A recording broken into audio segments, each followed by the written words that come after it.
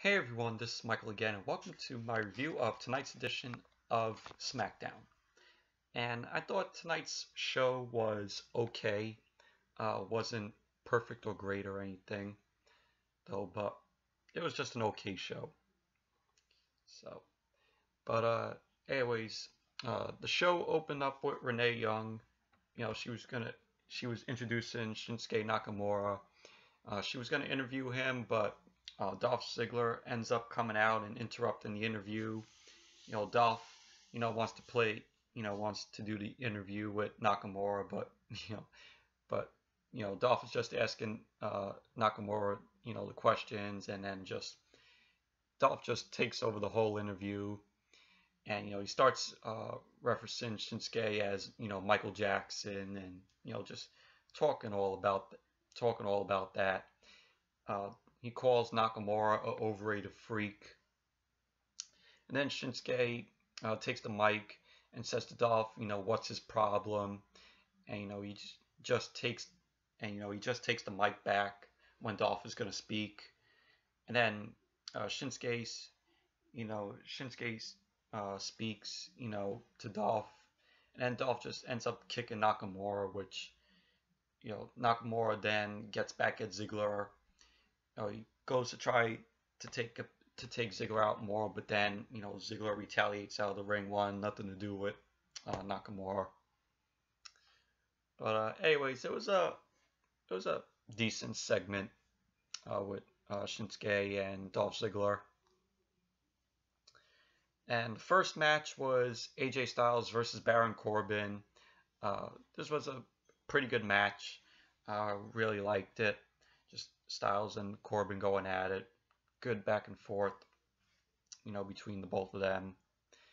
But then, you had Kevin Owens on commentary through the match.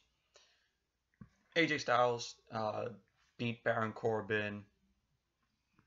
Then after the match, you had Corbin and Owens beating the hell out of Styles. Sami Zayn comes out, starts to go after Baron Corbin. He kicks Owens out. Sami hits the Helluva Kick on Baron Corbin. Then Owens comes in and takes out Sami with the he takes out Sami, and then he just hits the pop-up powerbomb on Styles, on AJ Styles. So all in all, it was a pretty good match. Styles and Corbin. Then after that, Charlotte was being interviewed about her match with Naomi tonight for the title. And, she goes on to say that she needs the title to exist to her, and that, she's going to prove to Naomi and the women's division that she is the greatest women's superstar in WWE history. So, and then it was a short little interview. So, and then after that, it was a beat the clock challenge. There was two beat the clock challenges. Whoever beat the time, they get to be the #1 contenders to face the Usos for the tag team titles at Backlash. So, but the first beat the clock challenge match, it was American Alpha versus Primo and Epico, as what they're calling themselves now, the Colognes. So it was a okay match though, but when you have Primo and Epico in there, you know how the match is gonna go. But American Alpha was good in the match though, but they won the match with 5 minutes and 17 seconds, on the clock. So, but overall, it was a good match. It was a okay, kind of match because of American Alpha in it. But like I say, when you go up against Primo and Epico, you know how it's gonna go. Then after that, we get a video with Rusev. Rusev is shown, saying that he will only come to wrestle on SmackDown if they give him a championship match at Money in the Bank, because he doesn't want to compete on SmackDown because he hates Shane and Daniel Bryan. And so that's what he said. If they give him a championship match at Money in the Bank, he will compete on SmackDown, and if not, he will go back to Bulgaria. So, but it was a okay, video that Rusev did. Then after that, we had Becky Lynch being interviewed about Charlotte. Becky says that she has a complex relationship with her. Then Natalya, Tamina, and Carmella there, along with James Ellsworth. They come and say that if Becky wants to go with them or be against them, to go with Natalya, Tamina, and Carmella, or go against them. So it was a okay, little interview backstage segment.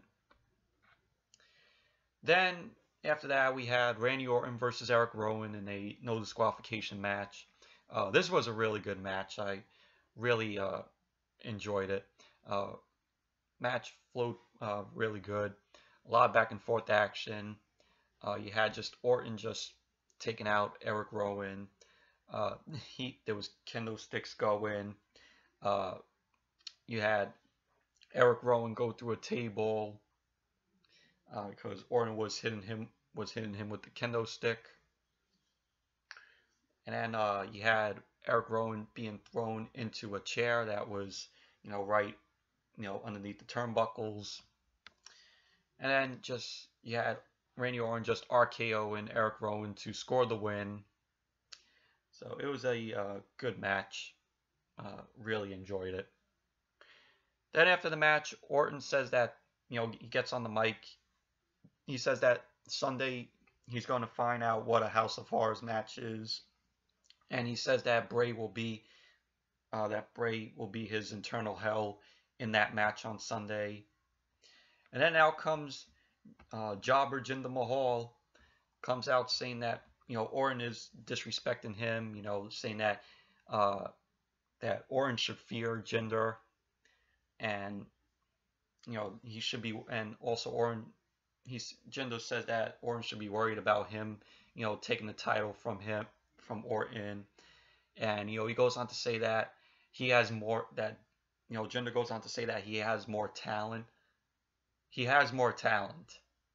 What kind of talent does Jinder Mahal have, other than him coming back, and then when he was on Raw and losing pretty much all the matches that he was in? Basically, a job. Like I said, he's nothing but a jobber. And he says he has more talent. I'm like, what? What? Are you kidding me, Jinder Mahal? But I heard the only reason why they're giving him a push is because WWE is gonna, has trying to bring their audience in India to watch. So I guess that's why. Then Jinder goes on to say that Randy and the crowd disrespect him because he looks different, and that he will take the title from Orton and take it back to his people. And then he starts talking in his language, and then Orton starts to take out Jinder. But then you have the Bollywood boys come out. Both the Bollywood boys and Jinder Mahal start beating the hell out of Orton, and then Jinder Mahal leaves with the title. So, but it was a meh kind of segment. Then when during the commercial break on when SmackDown came back, they showed what happened during the commercial, which we saw Jinder Mahal and the Bollywood boys leave in a limo. Jinder comes out of the sunroof, and he just leaves with the title, with the WWE title. So then after that, it was the second last Beat the Clock challenge. It was basically a jobber Beat the Clock match because it was Breezango versus the Ascension. like I said, jobber, beat the clock challenge match. It was nothing great though. Breezango. Oh my god. Oh, when I say this, Breezango got the win. They beat American Alpha's time. And I'm like, why? Why? They had a time. They had a time of 2 minutes and 36 seconds. So, but yeah. So Breezango, Fandango and Tyler Breeze, they are now the #1 contenders for the tag team titles, and they will get to face the Usos at Backlash. We probably know how this is gonna go. I'm calling it right now. The Usos are gonna retain the titles.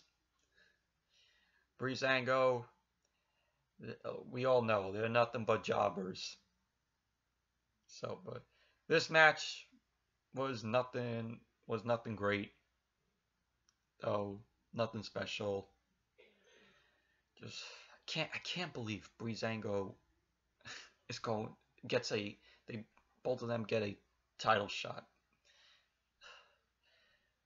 Oh my god! If I thought if you thought this is as bad as Jinder Mahal getting a title shot. Oh man. But yeah, moving on. We have Renee Young interviewing Naomi about heading into her match against Charlotte, saying that she's going to do her thing, beat Charlotte, and people are going to see why, that she's the SmackDown champion, and that Charlotte's going to feel the glow. So it was a little cool interview with Naomi. Then it was, of course, it led into the main event, which was Naomi versus Charlotte for the title. It was a pretty decent match, though. Naomi and Charlotte, going at it. Charlotte trying to prove herself that she could win the SmackDown women's title. But in the end, Naomi won the match, still retains the title because the match ended in disqualification because Natalya, Tamina, and Carmella ended up coming in the ring. They started attacking both Charlotte and Naomi. So, which the crowd was chanting for Becky to come out, but Becky didn't even come out to save Naomi and Charlotte. Though, but she had to make that decision if she's with Natalya, Tamina, and Carmella, or if she's not. But we might possibly see a Charlotte face turn. Charlotte may be turning face. So, because who knows? That's where I heard it. I've heard it somewhere though, read it in an article, and people keep on saying that Charlotte's gonna have a face turn. So we'll see what happens with that. So yeah. So anyways, that's it for my review of tonight's edition of SmackDown, which was an okay show, like I said. So yeah. So thank you all for watching, and until the next video, I'll see you all later. Bye.